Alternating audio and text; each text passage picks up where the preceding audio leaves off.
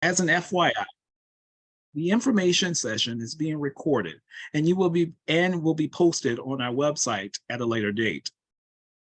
Today, we've welcomed 2 FamilyU cohorts who represent 11 institutions from around the country that are committed to advancing student-parent success work. Collectively, our cohort institutions represent over 460,000 college students, which are approximately 101 student parents in 7 states nationwide. We are so excited to welcome our 3rd cohort of institutions this summer. Next. On the side, you will see the names and faces of the full FamilyU team, to include our CEO and founder, Nicole Lewis, and of course, myself, Reginald Grant. The rest of the FamilyU staff present today includes all of our senior higher ed impact managers, often referred to as the FamilyU coaches, and our program coordinator, Linda. We are also joined today by one of our Cohort 1 team members, Dr. Jabet Luzopone, the Director of Student Affairs for Montgomery College, which is one of our inaugural FamilyU cohort institutions. In the second half of this webinar, she will be providing some reflections and insight into her experience in the FamilyU cohort thus far. For our housekeeping, we ask that you use the chat feature function for any tech challenges or any questions. Also, there will be a time for questions at the end, but feel free to drop your questions in the Q&A box throughout the session as well. In this session, we're keeping all participants muted. If you have additional questions beyond what you can share in the Q&A, please join us for an office hour session. Finally, the CC option at the bottom of your screen allows you to access closed captioning if you want or need to fully participate in today's session. We will send a follow-up email to all participants with the links and resources we shared during this webinar. Today, we will provide a brief overview of Generation Hope, then dive into the different elements of FamilyU with an overview of the application and the timeline. As I mentioned earlier, we'll also hear from Dr. Luzopane about what it's been like to be a part of the inaugural FamilyU cohort. And lastly, we'll save time at the end of your question, for your questions. We're going to use the Q&A feature at the bottom of your screens to gather your questions. So please type in your questions there throughout the session, and we will make sure to answer them during the Q&A. Now, I'm going to pass it over to Tracy to briefly share more about Generation Hope's mission and impact. Tracy? Thank you, Reginald. So before we dive into the FamilyU cohort, we wanted to ground each of you with the background information about Generation Hope. So as you can see on the screen, our mission is to ensure all student parents have the opportunities to succeed and experience economic mobility by engaging education and policy partners to drive systemic change and providing direct support to teen parents in college as well as their children through holistic 2-generation programming. The systemic change part of our mission statement is where FamilyU comes in, but more on that in a little bit. Next slide. So a little bit about Generation Hope. So Generation Hope began in March of 2010 when Nicole Lewis, our CEO, a former teen mother who attended college while raising her infant daughter, decided to put her dream of helping more teen parents to beat the odds into motion.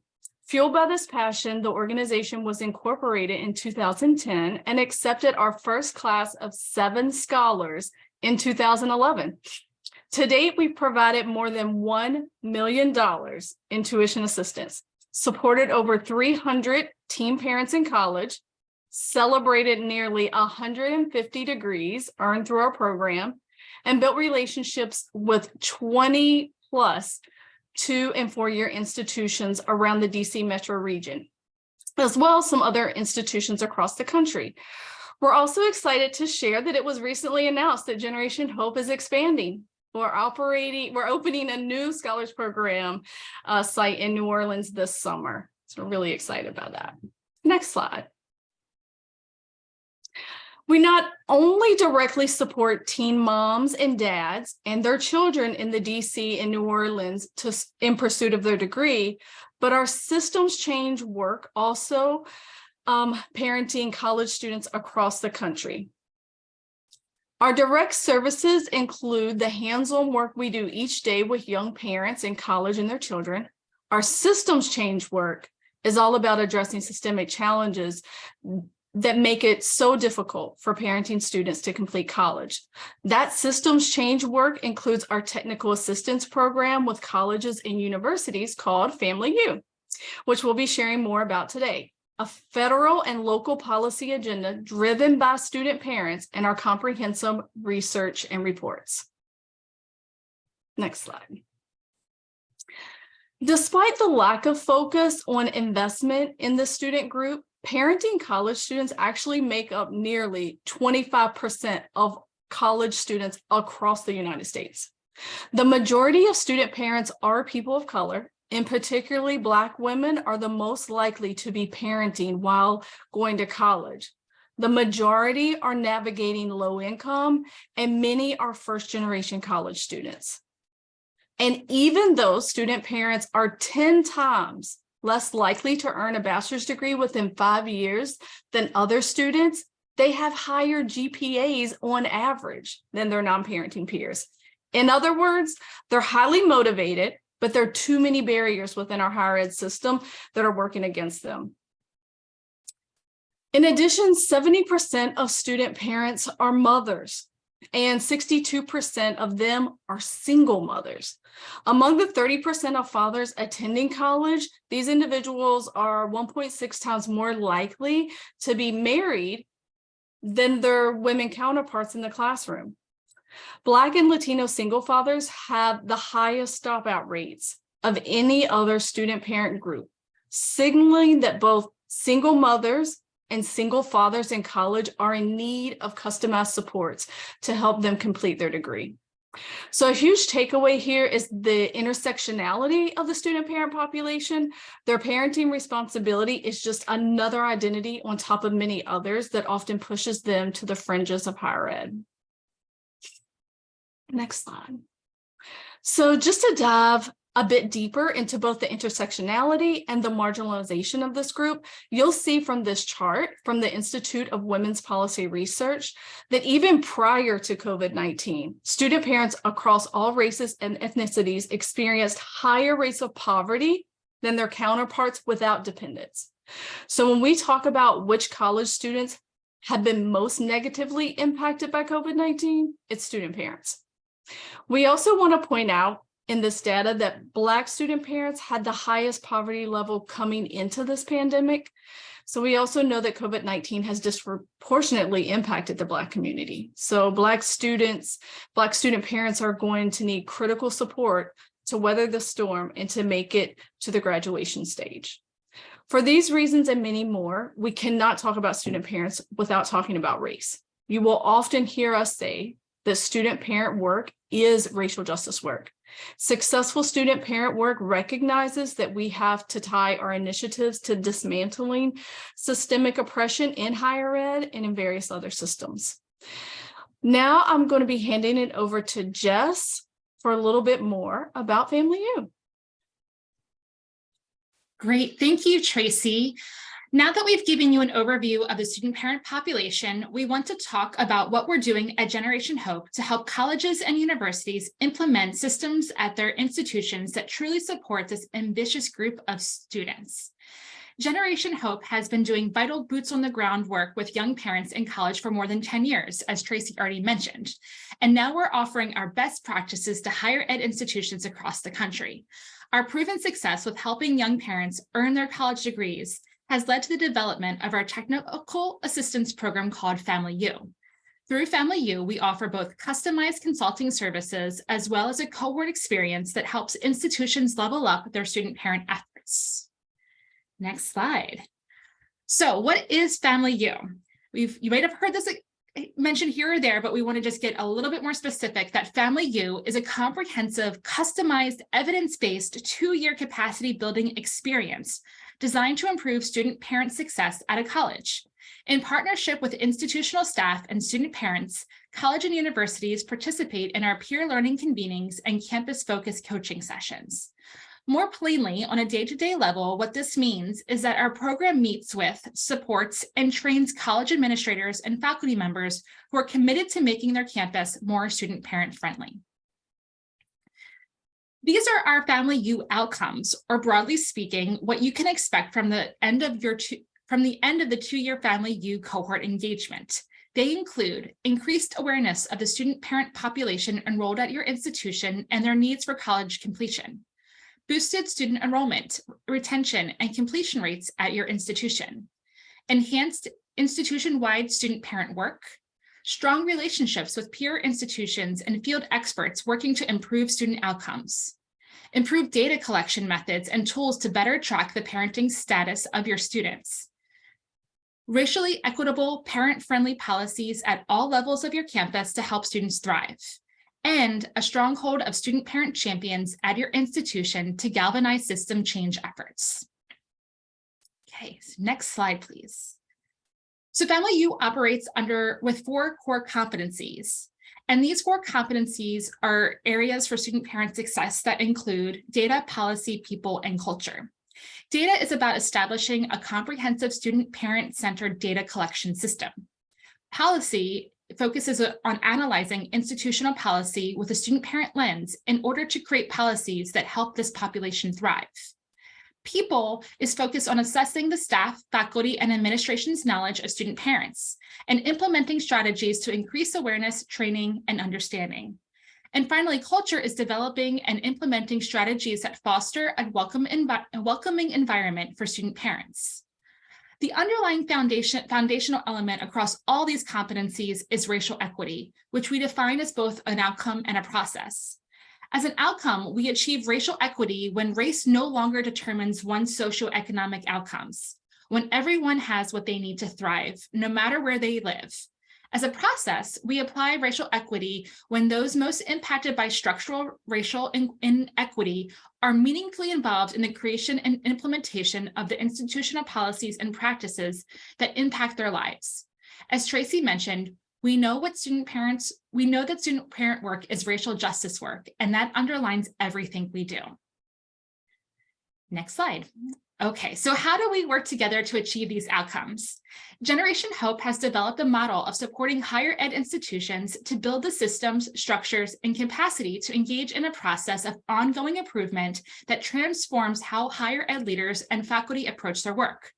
FamilyU embeds learning in a sustained professional learning community working toward long-term goals and improvement. We know that one-time drive-by professional development is insufficient in creating deep and lasting change. We create this lasting institutional change through a comprehensive capacity building experience.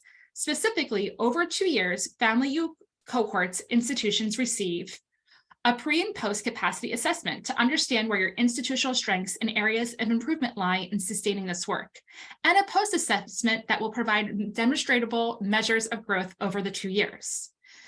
Institutions will also receive a customized work plan developed from our student-parent capacity assessment and designed and customized specifically for our FamilyU members at their specific institutions. A dedicated coach will also be who is skilled in student-parent advocacy and in coaching will guide the team through the development of the work plan and the implementation during year 2. You will receive 15 one-on-one customized coaching sessions. These intensive coaching sessions are designed to maximize impact and accountability. Ultimately, we want to support you in moving this work forward. Over the 2 years, you will also learn from and connect with other cohort members through 8 convenings. You will also gain a student-parent fellow in year 2 that will join your institutional team and advise and implement your strategies.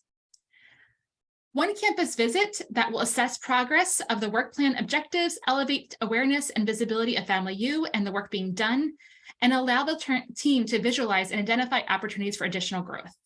Lastly, we offer an optional executive session for your board of trustees or governing body. Now I'm going to pass it over to Catherine to go over a bit more about what both FamilyU and the cohort institutions provide during the 2-year engagement and an overview of the application process. Thank you so much, Jess. I appreciate that overview. So now we're going to talk, as Jess mentioned, a little bit about what both FamilyU and the cohort institutions provide during this 2-year cohort. So FamilyU will provide a knowledgeable coach, as we've mentioned, to each institution in our cohort. We will coordinate travel arrangements for the in-person convenings.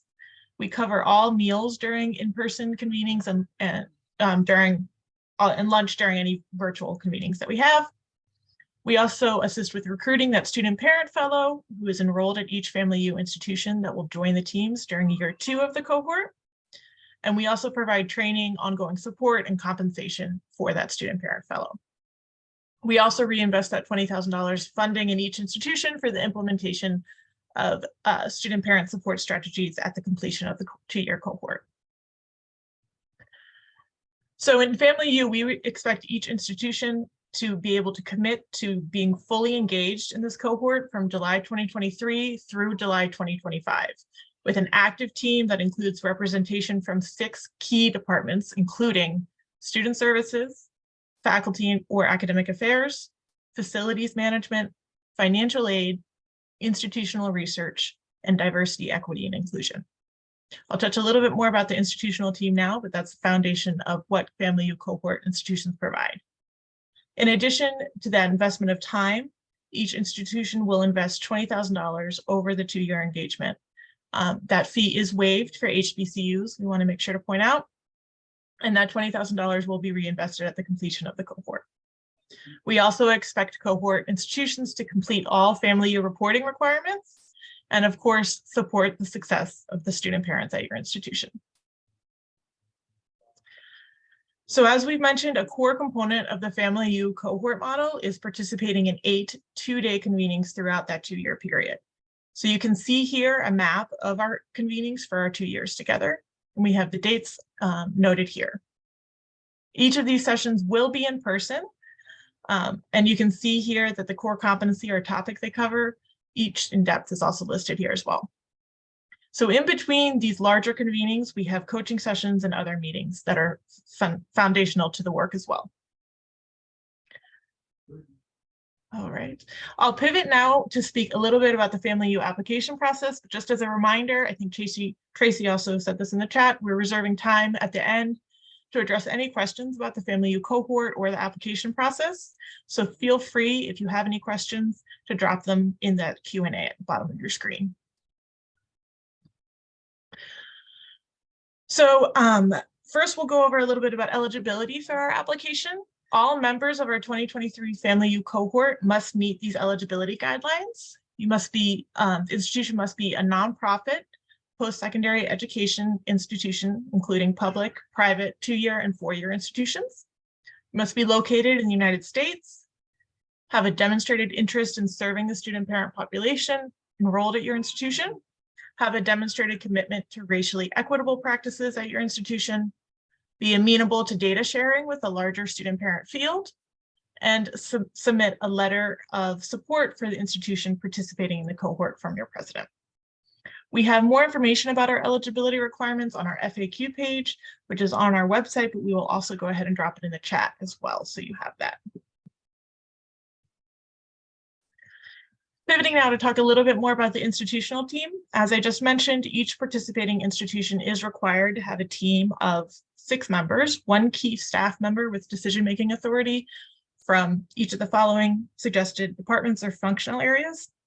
I'll mention them again, they're on the screen: student services, facilities and campus planning, faculty or academic affairs, institutional research, financial aid, and diversity, equity, and inclusion. We encourage you, if you have questions about who should make up that core team member, to reach out to us. And we are happy to talk a little bit more about that as well.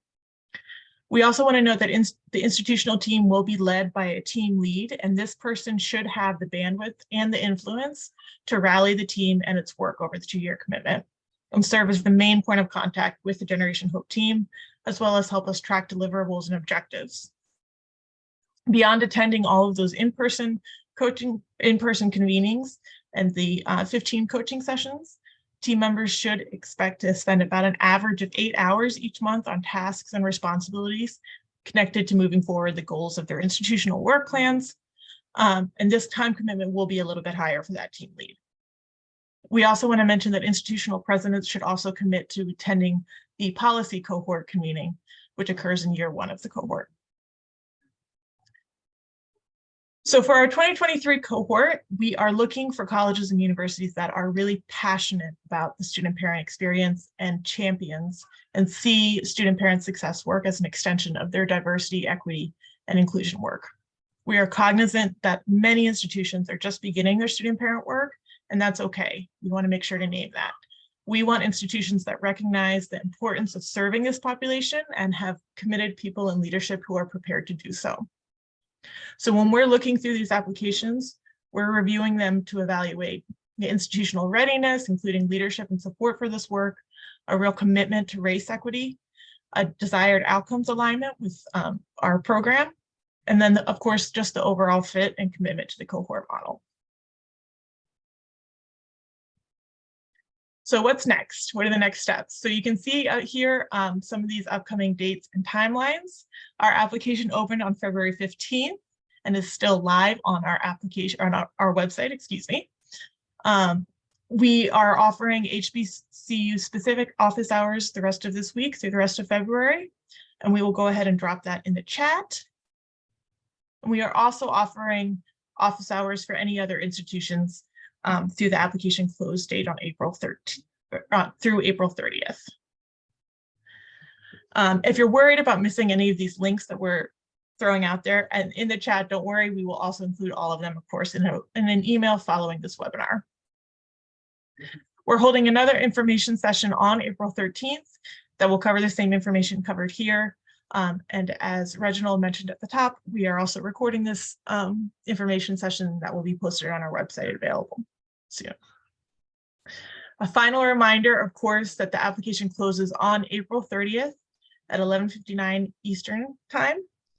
All applicants will be notified about whether they were selected for the cohort by late May. And then we will have a 2-day orientation, which will be virtual, and that will take place on July 25th and July 26th.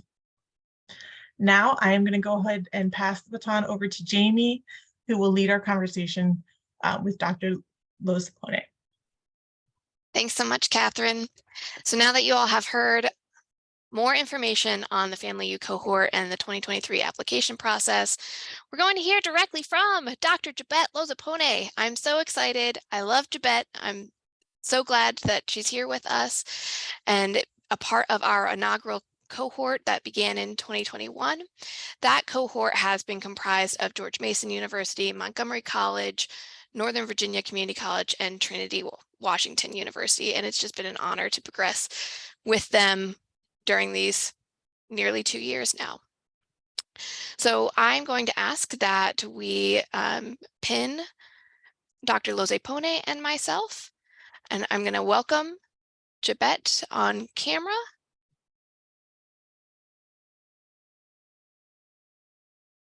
And while that's happening, hey, thank you so much for being a part of this. My pleasure. And I just want to say I equally love Jamie and the entire Generation Hope FamilyU team. I think family really stands out in the name of the program. And it really does feel like a big family and incredibly supportive and nurturing. And so it's been a true privilege to be a part of the inaugural cohort, and so happy to be here and share my experience with all of you. So thanks for having me. Thank you. I know that your perspective is going to be extremely helpful to everybody that's on the call and everybody that watches the recording after the fact. So we're going to just get into it. First off, what made you want to support student parents at your college, and why is this important work to you? Yeah, so I've been working in higher ed for nearly 17 years now, actually nearly 18. And so I've always been focused on underserved, marginalized, underrepresented, minoritized student populations. But I have a personal connection to this work because I was a teen parent at 16 and I was in my first semester of college living in the dorm. And then all of a sudden it became very apparent that my journey and trajectory was going to look very different because there weren't supports in place to help me think about something that we still don't really see a whole lot of, but something like family dorms, right? Family accommodations. And so it was a really difficult experience for me. You heard a little bit about some of the statistics that plague student parents. And while I couldn't articulate it in that way at the time, but I didn't want to succumb to intergenerational poverty. And so while I've had the opportunity to advance in my academic journey and my career, I want to ensure that other student parents have the same, if not even more opportunities than I had. And so that's why it was really critical for me to do a deep dive into this work. And once I knew that there was a space for me to do it, I mean, there was no choice. And I love Montgomery College and our institution, and we are committed to fulfilling our mission for all students. So I was very excited to dive in. Thank you so much for sharing that bit about yourself as well as personally and professionally. So how has being a part of FamilyU helped to accelerate the student parent work at Montgomery College specifically? Yeah, so joining FamilyU, we had just come off the heels of participating in another cohort-like program, and that was because we were really just getting started. We were having preliminary conversations, and so by the time we were looking at the Generation Hope program, we were wrapping up with that cohort experience, and we had our vision for what we wanted to accomplish. And we had started making some gains, but it was very foundational. And so we knew that we needed a technical assistance essentially to really help us progress in the work, not lose momentum. And this really seemed like the perfect opportunity. I can tell you it has been a very valuable experience. And I do not think we would have made the gains that we've made had it not been for participating in this cohort program. So repeat the question one more time, just to make sure that I stay on track. You're on track, but the question again was, how has being a part of FamilyU helped to accelerate the student parent work at Montgomery College? Yeah, so to that point, I want to just, that part about acceleration, I think that's what I wanted to make sure that I tapped into.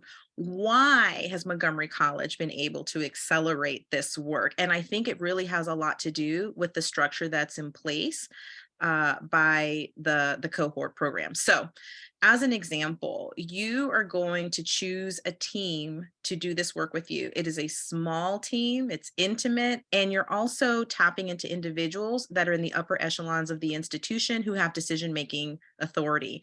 And they are in the areas that you need to advance this work. I think that's brilliant.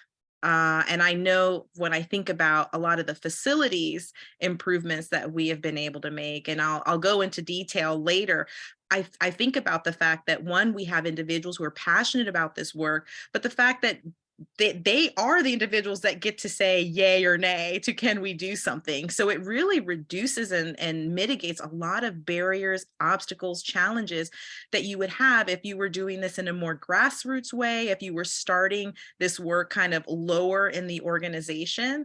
And so I would say that to me has been one of the most crucial pieces in terms of accelerating the work forward. Obviously, you have a coach, which is crucial. I mean, they are keeping you on track. So there's no place to hide. They got your email, they got your number, and they might show up at your office. So essentially, you have somebody that's holding your hand. You have an accountability partner. The work is not going to fall by the wayside. Thank you, Jabet, for saying all of that. Not that I've shown up at your doorstep unannounced too often. Never an announcement. Jamie is my coach, by the way. So you started to touch on this, but can you give us an example of any big wins you've celebrated during your FamilyU cohort experience? Perfect. This is perfect time. That's the perfect segue because I wanted to go into it and I stopped myself. So as an example, and I'll try to remember all of them because we've had so many, I feel like we have now hosted 2 major events at the college. One was a roundtable where our president sat down with student parents and we filmed it. So it's available on our website if you're curious. I'm sure somebody can put it in the chat, but that's montgomerycollege.edu/student-parents. And he basically heard directly from our students, like, hey, what have your challenges been? Where do you feel like the college is doing well? What do you need? And also reaffirm the commitment that Montgomery College has to ensuring their success and doing the work that we need to do in order to improve outcomes for them and others that are in similar spaces and situations. The second major event we did was really beautiful and special because we got to highlight the personal journeys of some of our student parents. And I think if I get this right, and again, it's on our website, so you can watch some snippets of this, but it was the journey I took and basically what their experience has been as a student parent to get to MC and in order to thrive at MC. And that was just, it's always wonderful to hear directly from students. And so that was a college-wide event. We also had Nicole come and talk to the college community, as well as it was open to the public about Generation Hope and why this work is important. And we got to share out data for the first time, which folks had been really interested in hearing. So that was exciting. Speaking of data, we've been collecting data and we actually have a way for students to self-identify. It's not a perfect system, but we're doing it, right? Baby steps. And we've been able to actually then administer more in-depth surveys for our student parents. So those are some of the wins. In terms of facilities, you heard me highlight our vice president of facilities who's on our institutional team. So as an example, we have added an additional 58 diaper changing stations to male, female, and family restrooms. Our high chairs are arriving, I believe, next week for our cafeterias. We have expectant mother and family parking on our campuses. I feel like there's something else that I'm missing in facilities. Jamie, maybe you can jog my memory. I feel like there's something else major that we have that I can't recall, but you're basically, Montgomery College, and my colleague John Hammond always says, it's not that we weren't family friendly. We were family friendly, but neutral, right? And so what we want to ensure is that when folks come onto campus, they see themselves. Student parents will see themselves and know, like, oh my gosh, of course I belong here. And of course my children belong here with me. So we're looking forward to continuing to make investments in our infrastructure and our facilities to create more family-friendly spaces, but we're also focusing on our faculty to ensure that we can help support them with creating more family-friendly classrooms and policies. And so there's been some progress there in developing course modules. We have a blog in progress now so that we can share personal stories from each of our student parents. And of course, I do not want to leave out that we have a student parent alliance now. So we get to work regularly with our student parents. We ensure that they're in all the spaces where they deserve to be, where they need to be, so that we can hear directly from them. They advocate for themselves. They are creating activities every semester to improve belongingness, a sense of connectedness. Of course, we know that this improves persistence and retention. And so there are lots of great things happening. I'm sure I've left some things out. Maybe if they come to me later, I'll highlight them. But those are just a few of the wins that we've had. And I say a few, but now that I've said it, it feels like a lot. We've accomplished a lot in 2 years. You absolutely have. And it hasn't even been a full 2 years yet. We still have more time. That's the dread and anxiety you hear creeping in, that it's coming to an end. Well, and you've talked about how having a coach has helped with accountability and working alongside doing this work together. How has being a part of the larger cohort been beneficial in advancing the work at Montgomery College? Oh my gosh. Well, it's always nice to know you're not alone, right? You're not alone in this work, and to be surrounded by other committed, passionate people who are invested in this work. And so many of my peers are doing incredible things that we're not doing, right? So we're constantly, one, supporting each other, giving each other ideas. and stealing from each other as well, those brilliant ideas. So it's just been really nice to expand our network, expand our reach, to be able to partner, to be able to collaborate, to be able to have somebody as a sounding board, to brainstorm through challenges and issues. We're all incredibly different, unique institutions. We have different strengths, different challenges. We can't all do what the other is doing, but we can certainly help support each other and give each other ideas. And that has been incredibly valuable as well. Thank you for that.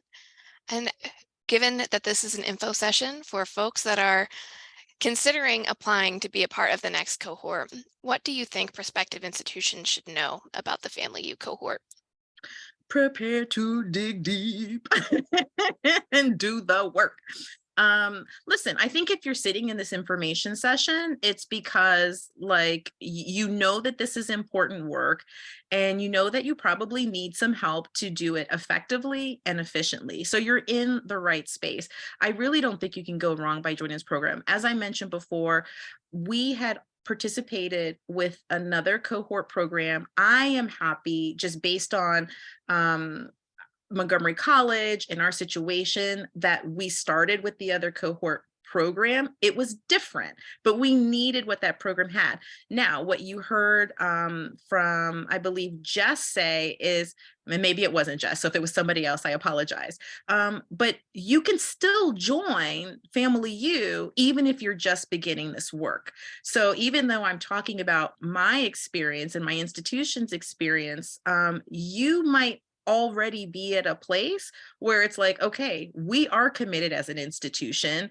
We've begun to have active conversations. And so even if this is the beginning, or you have already started to dig in, this is a win-win situation for you. What else did I want to say about that? I don't know. I think I covered it. Is there something I left out? Let me know. No. Thank you so much. If there's anything at all else that you'd like to say, now's the time. Me? Yes, you. You're opening up the floor to me. I'm opening up the floor to you. Okay, so again, I really, and I'm not saying this facetiously, I do not think that Montgomery College would have made the advancements that it has made had it not been for our participation in this technical assistance program. And I do not say that lightly. I ran off a list of things that we've been able to accomplish. There are others, they're just not on the tip of my tongue. And it's because I am deep in the work, nose deep, and I'm trying to keep my head above water right now. But the reality is that by having that coach, having that peer support system, having the accountability piece, having the structure, and focusing on those 4 components. Let me see if I can get them right. It's people, culture, data, and policy. You're focusing on 4, I have it memorized. You know, we are focused on really targeting the very specific areas that are critical to the success of the institution in terms of supporting the student population.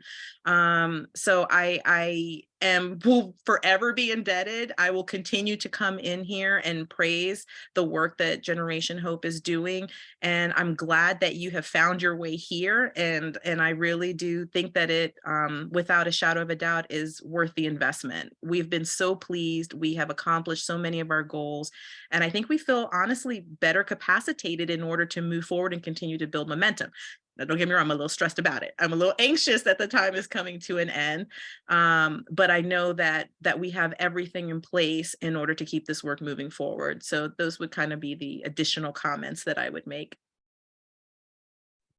Thank you so very much again, not only for being with us today, but for being a part of the inaugural cohort, for being a student parent champion through and through. We really just appreciate you in every capacity.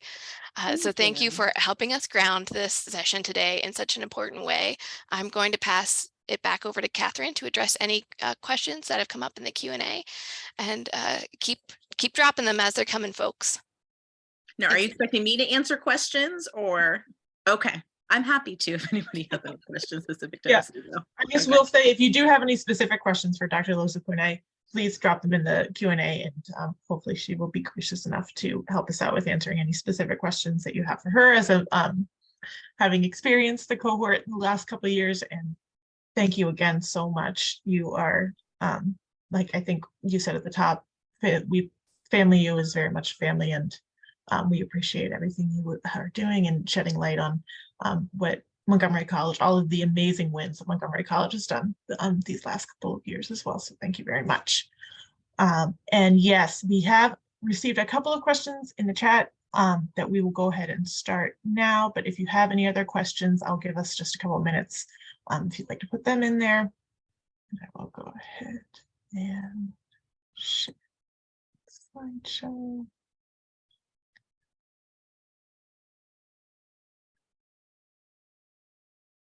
All right. So we did receive a few questions that we'll go ahead and start answering a little bit now. One was, what services would you offer to a university that has majority online student population, which is a really fabulous question. It's a really good question. I'll go ahead and shed some light on that, but if any of my colleagues or Dr. Lozapune has any follow-up or anything else, feel free to chime in as well.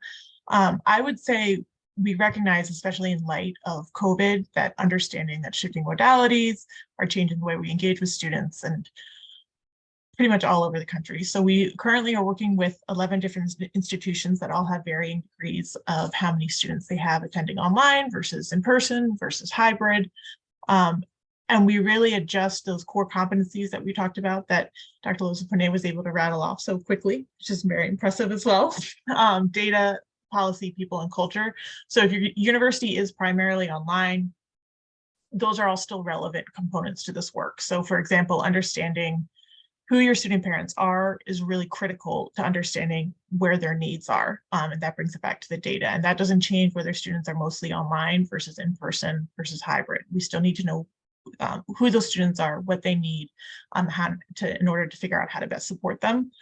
And I would also say with policy too, even if you're mostly online, we still push for a comprehensive overview and audit of those policies in an equity-driven lens to really understand how those different policies would be affecting your student parents.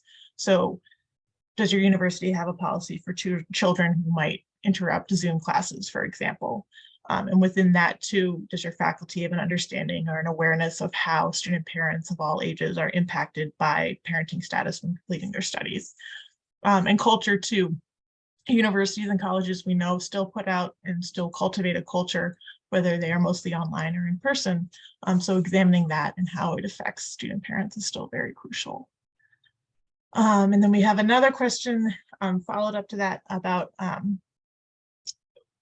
how we provide some really amazing services for younger student parents. Do you offer students for student parents who are returning to higher ed after a period of time being outside of the educational system and might be older? Also a fabulous question. I think that would be an important part of your FamilyU team that we would focus on during the engagement. So again, we push that robust student data collection on student parents. So your institution would be better positioned to understand your student parent population through that data collection. And then using that student parent capacity assessment and feedback from the team, the FamilyU team would develop a customized work plan that is best suited for your student parent population. So if your student parent population does tend older, the work plan would adjust and focus on those deliverables that best support that specific student population. One thing that is different in Generation Hope from our systemic work that we do through FamilyU versus our direct services work. Our direct services work does mostly focus on teen parents. We focus on all student parents, not just teen parents. So that's a core component of what we do as well. If anybody from my team has anything, or Dr. Lozapune, if you have anything else to add, feel free to hop on too. All right, I think we have another one about the student parent fellow and what their responsibility would be on the team. As we mentioned, the student parent fellow is such a crucial component of the team. We know that we cannot do this work, as I think Javette has mentioned, without elevating that student-parent voice. That is so crucial. That's why having a student-parent alliance or having a student-parent advisory council is also can be so beneficial. But that's why we recognize that a student-parent fellow is so important during this cohort experience specifically. So in that second year, they are part of the institutional team. There's not somebody that's just coming in to stand for all student parents. They are an active member who is working on these deliverables right alongside these key decision makers in colleges and universities, because it is their experience on that college that's really driving a lot of those lived experience questions to drive change on the individual campuses. I think we shared a little bit. Generation Hope and FamilyU provides compensation for the student parent fellow, as well as training and resources. Each individual higher ed coach will provide institute or FamilyU support and mentoring and training on our side. And then they also have an institutional team lead as well, who will provide support and supervision on the institutional side. They attend all of the convenings, they attend all of the coaching sessions. They are an equal member of the team whose voice is amplified and matters in doing this work. Our resources and plans also put in place to support the staff at the institution, or is to focus on students and faculty? That is a really good question. So part of that core institutional team is ensuring that there is a representative from student services, which is typically a staff role, to ensure that there is student programming that's inclusive and impacts everybody on the campus. And so while I guess I would say the FamilyU cohort is designed to be an institutional team that will support all members of the staff and faculty. That's a huge component too that we work on, the people competency in order to adequately prepare and train and bring awareness to the student parent population in all parts of the campus identity. Yes, and if I'm missing anything, I'm going to keep saying it. Please hop off mute if you want to annotate, I guess, anything that I'm saying or add on. Well, can I just talk a little bit about Montgomery College's Of course, yeah. institutional team? So we have intentionally, the recommendation, and maybe it's changed, but the recommendation was to have somebody from student affairs, somebody data, facilities, and academic affairs. And so just so that you have a sense of who those individuals are based on their titles, our associate senior vice president for student affairs, who also oversees financial aid. Financial aid was one of the core areas. And so that's who represents our student affairs and our financial aid, because she oversees financial aid. And then we have our chief data and analytics officer. We have our vice president of facilities, and we have a vice president and provost representing academic affairs. And then it's myself, who is director of student affairs, and it is built into my role to actually focus on student parents. And my co-steward for this work, who we have another sort of task force that also works on other issues, sort of in tandem with this institutional team. So that just kind of gives you a sense. We're a very small team of just 6. That doesn't include our student parent fellow, who began then attending all of these meetings and working very closely with us in the second year. But just getting a sense of what those titles are and why they have the capacity to be able to make some decisions without having to go through too much bureaucracy or the politics. So just to contextualize that a little bit for you. Yeah, that's great. Thank you so much. Yeah, that provides a lot of clarity, and was really intentional in why we, as Javette just shared, why we want to make sure that those key functional areas are represented, because it is a good support system for supporting the campus and the college and really driving transformative change, not just that drive-by professional development that doesn't last. All right, any other questions coming in the chat? I don't think so.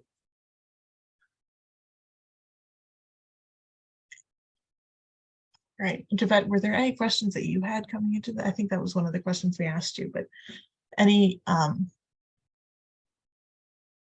guess, follow-up questions or anything, you can always send us our way. If you have any questions for Javette in particular, we'll make sure to get those over to her as well. And we really appreciate you asking such great questions today. We are, like I said, if you have any other questions as you're moving forward and thinking about this work and the work at your campuses, we are offering HBCU specific hours the rest of this month. And we also are offering just general office hours through the application close date on April 30th. Of course, you're always welcome to send any questions you have via email. Our email address is familyu@generationhope.org. So feel free to just email us as well. Hey, Catherine, I see a question from Nicole about resources and plans put in place to support staff at the institutions in addition to students and faculty. And I would say, obviously you can answer that question, but from my perspective, I would say that's really up to you. If you feel that there is a need for that, you 100% have the flexibility and ability to make that one of the key focuses of the work that you do. We at Montgomery College know, so because of the policy that we have on campus, the unaccompanied minors on campus, that has been interpreted by faculty as a no children on campus policy. And there's this myth that children are not allowed in the classrooms, and that's simply not true. So we knew that we needed to invest very heavily in the education of our faculty, because at the end of the day, if you have a student parent who is juggling multiple responsibilities and they're not maybe as engaged in campus life as you would like them to be, the person that they are spending the majority of their time with is the faculty member, because very likely they are coming, they're taking their class, and they're leaving. So we wanted to ensure that faculty knew truly what the policies were, that they understand why this population is important and how to engage with students in a way that respects them, their dignity, and also is incredibly supportive of not just them, but also their children in terms of the policies that they're implementing in their classroom. So that's why we chose to focus on faculty. It's not because Generation Hope and FamilyU are determining that. So it's up to you. You know what your institution needs. You know what, I don't like the term low-hanging fruit, but you know where those entry points to make gains are going to be. And so I would just say that. And then I also remembered one other win that we had that is, I think, a big one. We were able to secure $1 million estate gift for scholarships for student parents. And so I think the big surprise that you'll find is that once folks at your institution realize, especially coming from that institutional team, like, we mean business, like the college is invested, the president is invested, we've got these higher ups that are invested, you'd be surprised how people start coming out of the woodworks and want to be involved in this work from all divisions of the institution. So I'll just say that last piece. Mm-hmm. Yeah, that's great context too. And that's why those work plans are customizable, because we listen to you about where the needs are that you see on your campus and adjust accordingly to be able to really have that sustainable work that can last long term. And I love that idea of student parent champions coming out of the word work, because I think a lot of what we do, we see it's just a lack of awareness a lot of times. And so once we can tap into that awareness and have faculty and staff, especially, who might not be totally tapped into this huge population on college campuses, it can change a lot and can drive a lot of change. So yes, I appreciate you for jumping in and providing that context. That was great. Thank you, Tibet. So we wanted to thank you all again so much. We wanted to thank you for joining us and for your questions. We are so excited about welcoming our third FamilyU cohort. I can't believe we're already welcoming our third one. We are so excited to see and hear about your interest in student parents and in joining our cohort. I just wanted to mention a few things before we wrap up. Here are a few different places where you can find us on social media. We also have a ton of resources on our website, generationhope.org, and we're always keeping that conversation going on the social media channels. Lastly, just one final reminder that the application is due on April 30th. And if you have any questions at all, please feel free to email us there, drop into our office hours. We really appreciate you joining us today and being here with us. And thank you again to Dr. Lozpone for joining us and being so helpful in answering so many great questions.